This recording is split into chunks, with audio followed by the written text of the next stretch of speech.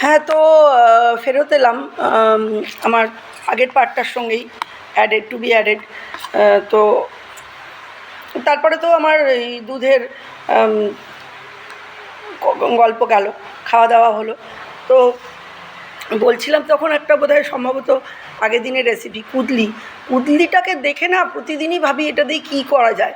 কুদলি পোস্ত, কুদলি ভাজা, তো করে করে একই রকম কপি পেস্ট, মানে রান্নাঘরও বোধহয় ফ্রাস্ট্রেটেড হয়ে গেছে। This kind of witnesses, same topics চিরদিন কি রান্নাঘরেরও ভালো লাগে? প্রত্যেকটা কিন্তু মনে রাখতে হবে সত্তা রয়েছে, রান্নাঘরেরও সত্তা রয়েছে। তো যে কোনো মানুষেরই নতুন জামা পরতে যেমন ভালো লাগে, রান্নাঘরেরও নতুন কিছু হলে ওরা দে বিকাম হ্যাপি, না? তো কালকে ওই কুদলিটাকে দেখার পরে ডিসিডেড করলাম, ওই অবধি বোধহয় বলেছিলাম। তারপরে ভাবছি কি ওটাকে নিয়ে একটা কি ভাববো, মানে এটা আমার মনে হয় যেন আমি রান্নাঘরে ঢুকলে আমার হাতটা যেন স্বামীজি ধরে রেখেছেন। স্বামীজি যেন কিছু নতুন কিছু একটা আমাকে দেবেন, তবেই আমি করতে পারবো না, আমার নিজের কোনো ক্ষমতা নেই। স্বামীজি আমাকে না যতক্ষণ না নতুন রেসিপির ফ্লো আমার মধ্যে এনে দিচ্ছেন, আমার ক্ষমতা নেই কিছু। তো ultimately it was a miracle or magic, what you say. করলাম কি, আমার ঘরে একটু দই নেওয়া ছিল। তো আর হচ্ছে যে হঠাৎ কি মাইন্ডে এসে গেল, কুদলিগুলোকে না একটু কারি পাতা কুচি, আদা, আর আদা আবার আমি কুড়োনো পছন্দ করি না, কি বলুন তো, আদাকে না আমি কেটে সরু সরু সরু সরু লম্বাটে টাইপের একটা স্লাইস, পাতলা স্লাইস করে ওটার সঙ্গে মাখলাম একটু জল দিয়ে, চালের গুঁড়ো দিয়ে, আর নুন দিয়ে, আর লঙ্কা কুচি দিলাম, আর একটু ভাজা মশলা করা ছিল দিলাম, দিয়ে ওটাকে না বেসন দিয়ে মাখলাম, কালো জিরেও দিয়েছিলাম, বেসন দিয়ে মাখলাম, মেখে ওটাকে ছোটো ছোটো পয়েন্ট করে করে গোলা বানিয়ে বেসন দিয়ে ভেজে ফেললাম। Then what to do next part, আমার আমি ওই মিক্স অ্যান্ড ম্যাচ করতে বা খেলতে ভালোবাসি, এটা this is like a game. তো রান্নাও একটা গেম, সেটা মনে করেই রান্না করি, যদিও ভগবানেরই রান্না করছি। তো ওটাকে কি করলাম, বেসনের মধ্যে ওটাকে দিয়ে ভালো করে ফেটিয়ে নিয়ে, বেকিং পাউডার কিছু দিইনি, তো ওটা দিয়ে আমি একটু পকোড়া টাইপের করে ফেললাম। এবং এরপরে ওটা তো ভাত দিয়ে খেতে হবে, দুপুরের ভাতের আইটেম করতে চলেছি, কিন্তু কি করব, এমন একটা কিছু তো করতে হবে যেটা মানে ভাত দিয়ে মেখে খাওয়া যায়। তো আমরা নর্মালি বেঙ্গলে থাকি, বাট আমাদের কিন্তু সংস্কৃতি অনেক ছোটো থেকেই বাংলার বাইরের, বিকজ আমরা একটু রাজ্যের বাইরের বিভিন্ন সংস্কারকে নিয়ে চলতে ভালোবাসি, এবং আমার বাড়ির লোকেরা অ্যাকসেপ্টও করে। আমার 2 মেয়ে তো বাইরেই থাকে, বড়টা হচ্ছে তোমার ব্যাঙ্গালোরে থাকে, ব্যাঙ্গালোরের কালচার, কর্ণাটকি ফুডস হ্যাবিচুয়েটেড, আর ছোটোটা তো রাজস্থানের ফুডস হ্যাবিচুয়েটেড, রাদার দ্যান আমার হাজব্যান্ড যেহেতু মার্বেল অ্যান্ড টাইলসের আমাদের বিজনেস রয়েছে, তো সেই বিজনেসটা, সেটা আমি মহেশতলায় থাকি বলেও দিই, বিজনেসটা অনেক পুরনো বিজনেস, প্রায় 20 বছরের। তো পুরনো দোকান, হয়তো দেখে মনে হবে টিনের চাল, দোকানটায় কী থাকতে পারে, কী না থাকতে পারে, ফোয়ারা থেকে শুরু করে সবই আছে, অনেক বড় স্টক রয়েছে। একদিন গিয়ে ঘুরে আসতেও পারেন, কারণ লাগুক বা নাই লাগুক। খুব কষ্ট করে, হার্ডশিপের মধ্যে স্ট্রাগল করে, বাবা মরে গেছে 1 বছর 8 মাসে, সেই ছেলেটিকে মা গরুর দুধ বিক্রি করে ঘরের চাল ডাল দিয়ে 2 ছেলেকে মানুষ করেছেন। এই প্রচণ্ড জিরো থেকে আজকের যে হিরো পর্যায়ে পৌঁছনো, এটার যে লং স্টোরি অফ স্ট্রাগল, এটা কিন্তু জানতে গেলে ওই মার্বেলের দোকানটায় গেলেই আপনি বুঝতে পারবেন। মানুষ পরিশ্রমের কিন্তু কোনো বিকল্প নেই, পরিশ্রম করতে হয় যে কোনো জায়গায়, শর্টকাটের রাস্তা কিন্তু ঠিক নয়, ঠিক আছে, ঠিক নয়, একদিন না একদিন ওটা ওই ম্যাজিকটা ট্র্যাজিক হয়ে যায়। তো একটু খেটে করে নেওয়াই ভালো। তো আমাদের দোকানটা হচ্ছে, আপনার মার্বেলের দোকানটা রয়েছে ইএসআইয়ের মহেশতলা বদ্যিবাদ ইএসআইয়ের ঠিক উল্টো দিকে একটা লেডিস পেট্রোল পাম্প আছে। ওই পাম্পের পাশে, পাম্পের যদি আপনি বজবজের দিকে মুখ থাকে, পাম্পের পাশে ডান দিকে পড়বে, পাম্পে যাওয়ার ঠিক আগের দোকানটাই হচ্ছে আমাদের দোকান। তো অ্যাকচুয়ালি ওটার নাম হচ্ছে রাজস্থান এম্পোরিয়াম। তো বেসিক্যালি আমার হাজব্যান্ডকে রাজস্থান, গুজরাট ইত্যাদি আরও বিভিন্ন জায়গায় যেখানে খাদান টাদান রয়েছে সেই সব জায়গায়, ডিফারেন্ট জায়গায় ডিরেক্ট মাল আনতে যেতে হতো। তো সেইখান থেকে ওর ফুড হ্যাবিটস কিছু এক্সপিরিয়েন্স ও আমাদের শেয়ার করেছে এসে। জেনারেলি আমরা যেরকম গ্রিন ভেজিটেবল এখানে পাই না, তো ওরা কিন্তু গ্রিন ভেজিটেবল পায় না বলে ওরা কী করে জানেন, অদ্ভুতভাবে, বাট ওটা খেতে খারাপও হয় না, আমি করেও দেখেছি। আর আপনারা জানেন অনেকে ভাত দিয়ে চানাচুর দিয়েও মেখে খায়, তো হোয়াই নট ফর দিস। তো আপনারা দেখতে পারেন ওই কালকে যেমন আমি করলাম কি কুদলিগুলো করলাম, তারপরে গাট্টি কি সবজি খেয়েছেন কি জানি না। গাট্টি কি সবজিতে তো যে রেসিপিটা হয়, একটা দই আর বেসনের ঘোল করতে হয়, তো ওটার মধ্যে একটা টক মিষ্টি, আমি সুগার ফ্রি দিয়ে একটু মিষ্টি ভাব আনি, তো কারি পাতা ফোড়ন টোড়ন দিয়ে যাই হোক, তো ওইরকম একটা করি। তো মিক্স অ্যান্ড ম্যাচ খেলতে গিয়ে ভাবলাম কি হোয়াই নট গাট্টি কি সবজির যে ঘোলটা, ওইটাকে এই বেসনের কুদলির পাকোড়ার মধ্যে একটু ফুটিয়ে নিই, and it will give some different look, and my kitchen will be happy, and God will be happy, and people who will eat living God within themselves will be happy. So এই কারণে আমি কালকে ওই একটা recipe করলাম। আজকে এখনও তো রেসিপির কিছু গল্পই হয়নি, আমি ভাবছি কি আজকে ওই রাজস্থানি, কারণ সবজি কাটার সমস্যাটা তো থাকে, সবজি কাটতে সময় লাগে। আর আমাদের বাড়িতে না আলু দিয়ে মেকআপ করলে খেতে চায় না, আমার হাজব্যান্ড বলে ভেজাল মেরেছো, আলু দিলেই বলবে ভেজাল মেরেছো। তো জেনারেলি কী করব, আমি ওই করলাম, ভাবছি যে কি করা যায়। ঠিক আছে, কি করা যায় সেটা আমি আগে ঢুকি, এখনও তো ফাইনাল কিছু করিনি। তো চিন্তা করছি কি যে অনেক কিছুই করা যায়। পুরনো ভাতকে মশলা দিয়ে মেখে টেকে পকোড়া বানিয়ে, রাইস বল বানিয়ে সেটা দিয়ে গাট্টি কি সবজি, মানে আই মিন যেটা আপনারা খান না, পাপড়ি চানাচুর বলে, ওই পাপড়ি চানাচুর দিয়ে একটা ড্রাই সবজি, ড্রাই কারি করে ফেলতে পারেন। অ্যান্ড ওটা গরম করলে ভালো হয়, গরম রাখলেন, আর উপরে একটু দইয়ের সিম্পল রায়তা বানিয়ে, দইয়ের রায়তা, এটাও কিন্তু মিক্স অ্যান্ড ম্যাচ। আমি কিন্তু বলছি দইয়ের রায়তা, ওই বেসন দিয়ে ঘোল না, দইটাকে রায়তা বানিয়ে, আর জাস্ট যখন খাবে ওর ওপর দিয়ে ভাজা মশলা বা জিরের গুঁড়ো, সিম্পল জিরের গুঁড়ো, শালিমারের হোক বা অন্য কোনো কোম্পানির হোক, জিরের গুঁড়ো দিয়ে দইটাকে নুন দিয়ে আর একটু মিষ্টি দিয়ে ফাটাবেন, পাতলা করে দেবেন। আর ওই যখন ওই আপনার খাবে, ধরুন কোনো একটা কিছু করলেন, আপনি রাইস বল করেছেন, রাইস বলটাকে করে ফেলেছেন, করে এবারে আপনি ওই করলেন, কি বলে, পাতে দেবেন। পাতে দেওয়ার আগে গার্নিশিংয়ের আপনি কারি পাতা, ধনে পাতা যা আপনার কাছে আছে দিতেই পারেন, নো ম্যাটার।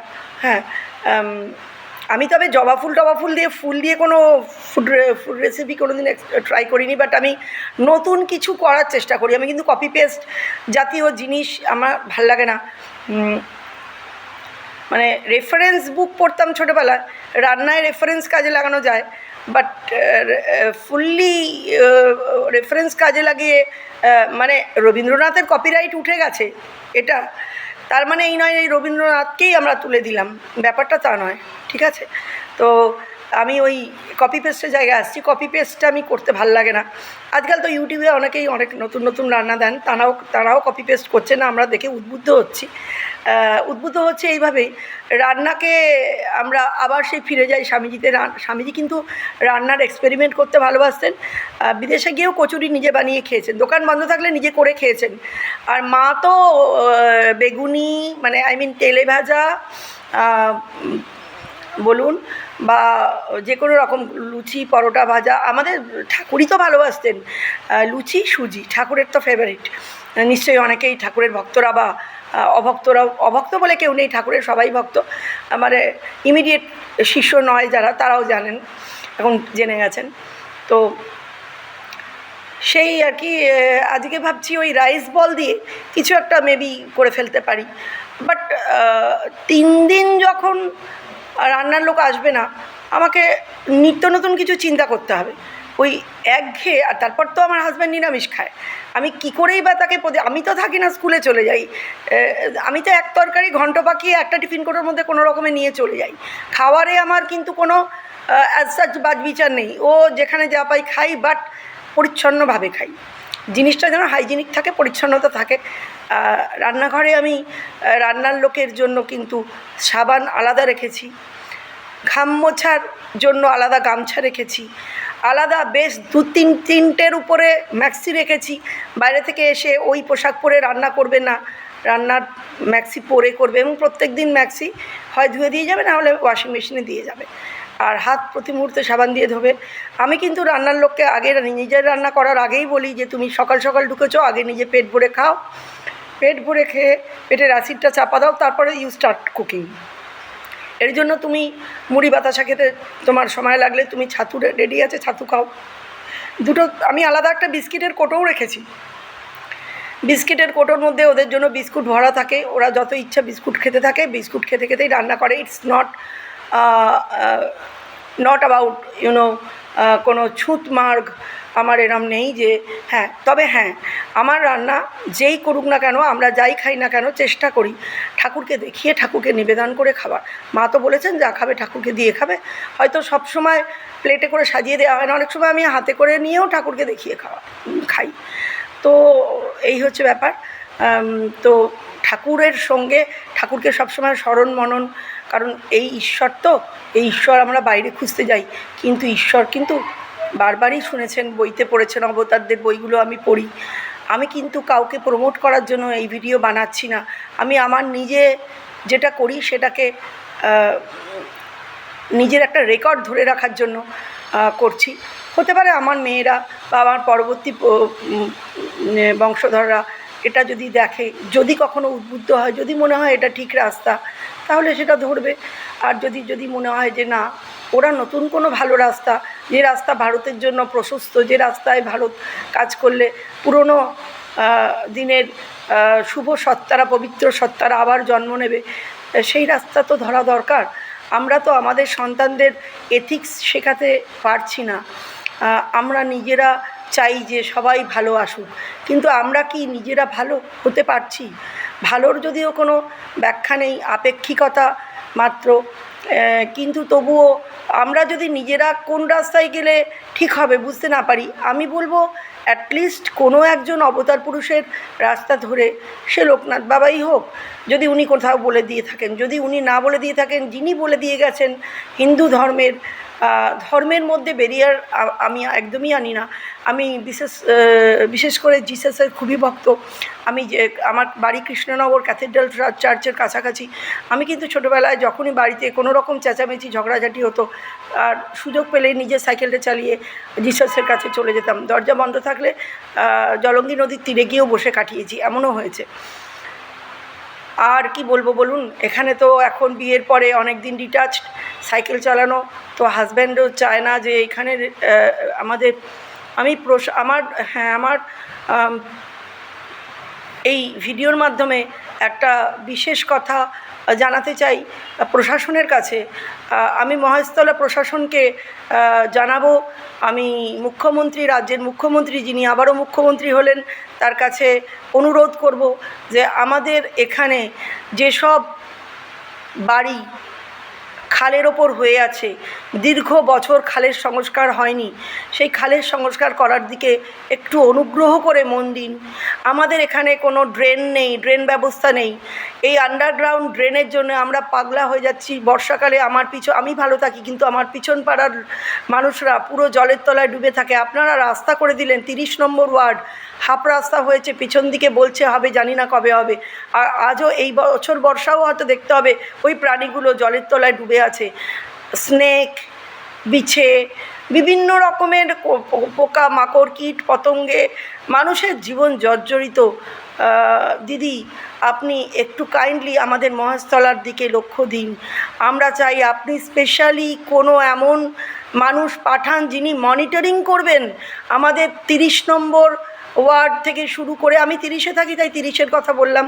30 নম্বর ওয়ার্ডের কোনো বাচ্চা, গরিব বাচ্চা, সে তার বাবা হারা, মা হারা, পড়াশোনা বন্ধ হয়ে গেছে কিনা, তার পড়াশোনা করানোর দায়িত্ব, তাকে তার সংসারে কিভাবে খাবে তার খাবার দায়িত্ব। কিন্তু শুধু টাকা পাঠিয়ে দিলে নয়, মনিটরিংয়ের লোক রাখা আপনার বিশেষ জরুরি, এবং খুব বিশ্বস্ত একজন পবিত্র লোক আপনাকে পাঠাতে হবে, যে সৎভাবে, নিরপেক্ষভাবে, তার কোনো লোভ থাকবে না, নির্লোভভাবে, সে তো সরকারি লোক থাকবে, সে সরকারি মাইনে পাবে, সে যেন সেই প্রাণীটাকে, সেই মানুষটাকে যেন ভগবান স্বরূপ দেখে সেই বাড়ি থেকে তাকে যেন উদ্ধার করে। হয়তো টিন দিয়ে টালি দিয়ে জল পড়ছে, পারছে না, কষ্ট হচ্ছে থাকতে। আমি ব্যক্তিগতভাবে আমি অনেক কাউকে, আমার বাড়িতে কিন্তু, এই বাড়ি আমার নয়, এ বাড়ি ভগবানের, তো আমি কিন্তু অনেকবার অনেক রকম সময়ে ভগবানের যা নির্দেশ পেয়েছি আমার ভেতর থেকে, সেটা আমরা কিন্তু করে চলেছি। আমরা আপনাকে অনুরোধ করব যে আমাদের মহেশতলা বেল্টের ড্রেন নেই, এবং খাল সংস্কার না হওয়ার ফলে ওয়ার্ডে ওয়ার্ডে সরু সরু গলির ভিতর জল জমে যায়। অনেক পরে ভোটের মুখে রাস্তা হলো, মানুষ রাস্তার জন্য কি প্রচণ্ড অ্যাক্সিডেন্ট। 30 নম্বর ওয়ার্ডে ঢোকার মুখ মহেশতলা মিউনিসিপ্যালিটি থেকে, যখন আপনি দৌলতপুর রোডের মুখে ঢুকছেন, ওখানে একটা প্রাইমারি একটা স্কুল রয়েছে, জগতলা স্কুল। আমি ওনার মিস্ট্রেসদের সঙ্গেও গিয়ে কথা বলেছি যে যাতে থানাতে ওনারা একটা চিঠি করে দেন যে এখানে স্কুল রয়েছে, এখানে একটা ট্রাফিক বসাতে বা একটা বাম্পার করে দিতে, যাতে গাড়িরা সোজা সম্প্রতি ব্রিজ থেকে নেমে এসে এত স্পিডে এখান দিয়ে না চালায়। কারণ প্রচুর অ্যাক্সিডেন্ট হয় ওই রাস্তাটা, বাচ্চারা স্কুল ফেরত বাড়িতে ঢুকতে গিয়ে অনেক কষ্ট ভোগ করে। এইগুলো আমি একটা সাধারণ মানুষ, আমার পক্ষে কোনো কিছুই করা সম্ভব না। আমি এই ভিডিওর মাধ্যমে আমার ব্যক্তিগত জীবনের কিছু উপলব্ধি, আমার ঘরের কথা, আমার রান্নার কথা, আমার ভালো লাগা মন্দ লাগা, এবং প্রশাসনের কাছে কিছু সাহায্য, সব মিলিয়ে এইটা আপনার কাছে আমি দিলাম। আর চলে আসি কান্ট্রি ডিলাইটের কথা। কান্ট্রি ডিলাইটের কথা বলতে যাচ্ছিলাম। কান্ট্রি ডিলাইট কেন, অনেক জায়গাতে দেখবেন আপনাকে ভিআইপি অফার দিচ্ছে, কান্ট্রি ডিলাইটও দিচ্ছে ভিআইপি অফার। আমি ভুল করেছি বলেই কিন্তু ভুল থেকেই মানুষ ঠেকে, যদিও আমি দেখে শিখি, বাট আমি একটা ঠেকে শিখে গেলাম, ঠেকেও শিখি দেখেও শিখি, বাট দেখে শেখার আমার প্রবণতাটা একটু বেশি। আমি যদি দেখে দেখে ভালো জিনিসটা নিতে পারি মানুষের বা সমাজের বা পূর্বতন যারা কাটিয়ে গেছেন তাদের, তাহলে আমি কেন ভুল রাস্তায় যাব। তো আমি একটা ছোট ভুল রাস্তায় চলে গেছি, আমি একদম না বুঝতে পেরে, মানে কান্ট্রি ডিলাইট যারা বুঝতে পারছেন না তাদের জন্য কিন্তু আমার আলাদা ভিডিও করা দরকার। আমি কিন্তু ওদেরকে ডিসকারেজ করতে চাই না, বিকজ ওদের মতো দুধের কোয়ালিটি কিন্তু কোনো কোম্পানি, আমি চ্যালেঞ্জ দিচ্ছি, ওদের মতো দুধের কোয়ালিটি কিন্তু কেউ মেনটেন করতে পারবে না। দুধটা খান, সত্যি একদম পিওর গরুর দুধ। ওপরে আমি দুধ খেতাম না, আমি দুধ খাওয়ার মানে প্রেমে পড়ে গেছি, দুধটা এত ভালো। গরুর দুধের গন্ধটাও পাবেন, আর হলুদ সর দুধ ফোটালে পাবেন, এটা কোনো মিথ্যে নয়, ওরা যে অ্যাডভার্টাইজ দেয় এটা ঠিক বলছে। কিন্তুটা কোন জায়গায় দেখুন, কিন্তুটা হচ্ছে যে আপনি দুধটা যে ফোটাবেন, দুধটা যে নেবেন, একটা দুধের 45 টাকা দাম, ঠিক আছে, 450 ml দুধ ওদের প্যাকেটে। তো আপনি কাউ মিল্কের 450 ml দুধ নিচ্ছেন, আর 450 ml দুধের দাম হচ্ছে 45। তো প্রথমেই আপনি সাধারণ ছাপোষা মানুষ পিছিয়ে যাবেন, না বাবা আমি আমার মাদার মেট্রো বেঁচে থাক, আমি এরমভাবে খেতে পারবো না এত দাম দিয়ে। তো এবার এটাও তো খেতে পারবো না, কোথায় কি ভেজাল বেরিয়েছে খবরে দেখাচ্ছে, কিভাবে কি মেশাচ্ছে সেটাও আমি না দেখে, বা অন্য কোনো দুধের নাম আমি না করেই বলছি কোনো দুধে ভেজাল মেশাচ্ছে, আমি তো দেখতে পাচ্ছি না, বাট মেশাচ্ছে দেখতে পাচ্ছি। ওটা জেনে মার্কেটের দুধ নিয়ে আমার ভয় লাগছে খেতে। আর যেহেতু যিনি দুধটা চেনেন, গরুর দুধটা খেয়ে এসছেন, বাড়ির গরু ছিল, তাকে আমি কোন আক্কেলে বাইরের দুধ নিয়ে এসে বলবো এটা গরুর দুধ খাও তুমি, তো এটা তো আমি করতে পারছি না। ছানা কাটলেও আপনি দুটো ডিফারেন্স টের পেয়ে যাবেন। আমি অনেক দিনের অনেক পরীক্ষার পরেই বলছি কথাটা। তারপরে আমি দুধের কোয়ালিটি নিয়ে কোনো প্রশ্নই রাখছি না। দেখছি কি দুধের অ্যাপ নিয়ে কান্ট্রি ডিলাইটে ওরা একটা ভিআইপি মেম্বারশিপ দিচ্ছে। প্রথম মাস নিলাম 500 টাকা, ভালো কথা, ওখানে আমার ওয়ালেট থেকেই টাকা কাটতে শুরু করলো, দুধ দিতে শুরু করলো। আচ্ছা, 500 টাকায় দুধ করলে কি হবে রিচার্জ, আমার দুধের দামে 40% ডিসকাউন্ট হবে, 27 রুপিস করে আমি দুধটা পাচ্ছি। দেন এটা it's come to a market price. Mother Metro আমার 27 টাকা করে পড়ে, তো ফাই নট ফর কান্ট্রি ডিলাইট। তো আলটিমেটলি ওরা কান্ট্রিকে ডিলাইট দিচ্ছে কিনা এটাকে কিন্তু আপনাকে বুঝতে হবে। আপনাকে বোকা বানাচ্ছে, কিভাবে বোকা বানাচ্ছে দেখুন। আমাকে 399 টাকার একটা অফার দিল, যেটা আমার মানে ভিআইপি মেম্বারশিপ। আমি মনে মনে ভাবলাম, আহা, আমি নাকি ভিআইপি হয়ে গেছি। আমি আদৌ ভিআইপি কি ভিআইপি না সেটা আমি নিজেকে ভিআইপি প্রমাণ করতেও চাই না, যদিও না তো টাকা দিয়ে আর না সিকিউরিটি গার্ড দিয়ে। কিন্তু আমার বক্তব্য হচ্ছে, আমি ভিআইপি হই বা নাই হই, আমি খাবারটা যেন বিশুদ্ধ খাবার খাই, এটা তো আমার প্রশ্ন। আমি খাবার যদি বিশুদ্ধ না খাই, আমি যদি দিনের পর দিন দেখি আমি একটা কোনো জিনিস খবর পেয়ে গেছি, কোনো খবরেই হোক, মিডিয়াতেই হোক, যেখানেই হোক, যে জিনিসটা ভেজাল হচ্ছে, তাহলে আমরা যৌথভাবে সেটাকে বয়কট করব। বাজারে জিনিস কিনতে গেছি, রিক্সাওয়ালা বলছে, দিদি এটার দাম বেশি, মানে এর কোয়ালিটি ভালো, you take this, you should take this. আমি রিক্সাওয়ালাকে বললাম, দেখ ভাই, আজ আমি এটা দাম বেশি দিয়ে কিনলাম, মার্কেটের দামটা চড়ে গেল। আমার মতো অনেক লোক এখানে আছে, ইডেন সিটি, রিভার সাইড, বড় বড় ইন্ডাস্ট্রিয়ালিস্ট, ব্যবসাদার, ফ্যাক্টরি ওনার, যারা এখানে আমাদের মহেশতলা বেল্টে আছেন, প্লাস সাধারণ ছাপোষা মানুষ, তারাও রয়েছেন। বাজারটা কিন্তু সকলের। আজকে আমি দাম বাড়িয়ে দিয়ে গেলাম, যে দামে বলছে সেই দামে কিনে নিয়ে গেলাম, দর না কষে, দর না কমিয়ে, ফাটকাবাজিতে রাজি হয়ে। বাট আমি কিন্তু সেই স্রষ্টা হয়ে গেলাম। আমি কিন্তু এই আমার আশেপাশের অভুক্ত মানুষগুলোর অভুক্তের কারণ কিন্তু হয়ে গেলাম আমি। আপনি ভেবে দেখুন তো আমি ঠিক বলছি কি না। আমি জিনিসটা পিওর নিতে চাই, তার মানে এই নয় যে আমি দাম দিলেই পিওর পাবো, ঠিক আছে? আচ্ছা, এটাকে আপনাকে বুদ্ধি করে, বিচার করে, লজিক্যালি চিন্তা করে নিতে হবে যে কোনো জিনিস। আপনার হাতে সময় নেই, then it is a different issue. But যার সময় আছে সে তো এটা ভেবে নেওয়া উচিত। আচ্ছা, আমি দেখলাম কি 399 টাকা দিলাম, ওমা, আমার দেখি 259 ওয়ালেটে পড়ে আছে, আর 259 থেকে 399 অ্যাড হয়নি। দেন আমি কিন্তু সঙ্গে সঙ্গেই কী করলাম, ফিডব্যাক দিয়ে পুরো ডিটেলটা লিখে ওদের কান্ট্রি ডিলাইটে মেল করলাম। মেল করার পর ওরা একটা টিকিট নাম্বার দিয়ে, আজকের দিনে তো সেই হয়েছে না, জানেন তো, নিজের ঢাক নিজে বাজাতে হয়, যেরকম আমি এখন বাজাচ্ছি, নিজের ঢাক নিজে বাজাতে হয়। আমি ওই বলতে হয়। ওমা, কান্ট্রি ডিলাইট কী করলো, নিজে একটা টিকিট নাম্বার দিয়ে দিল, বলল your concern is resolved, this is ticket number বলে দিয়ে দিল। দিয়ে কী করলো, বললো এটা আপনার ভিআইপি টাকা, এটা আলাদা সেপারেট টাকা, আর ওটা হচ্ছে আপনার ওয়ালেট ব্যালেন্স, ওখান থেকে আপনার দুধের দাম কাটবে। দেন হোয়াট হ্যাপেন, আমার কিন্তু প্রত্যেক প্যাকেটের দাম পড়ছে কত, সেই কিন্তু 45 টাকা। আপনাকে ঘুরিয়ে, এই আমার নাক না, এই আমার নাক, বুঝতে হবে আপনার নাকটা ঠিক জায়গায় আছে, আপনি চিনতে পারছেন আপনার নাকটার পজিশান। এটা যদি আপনি বুঝতে না পারেন, দেন আপনাকে ঠকানোর জন্য কোটি কোটি লোক বসে আছে। আর ঠকে আমাদের এখন মানুষের উপর বিশ্বাস নষ্ট হয়ে গেছে। এর জন্য আমরা দায়ী, লোক দায়ী নয়। তাই আমাকে ঠিক করতে হবে, আমাকে নিজের রেকটিফিকেশন করতে হবে, আমি কোন পথে চলবো, আমি প্রতি মুহূর্তে ভেরিফিকেশন করব, সবাইকে সহজ কথায় বিশ্বাস করব না। Then it will be the correct India, it will be the delighted country, not the country delight. Thank you.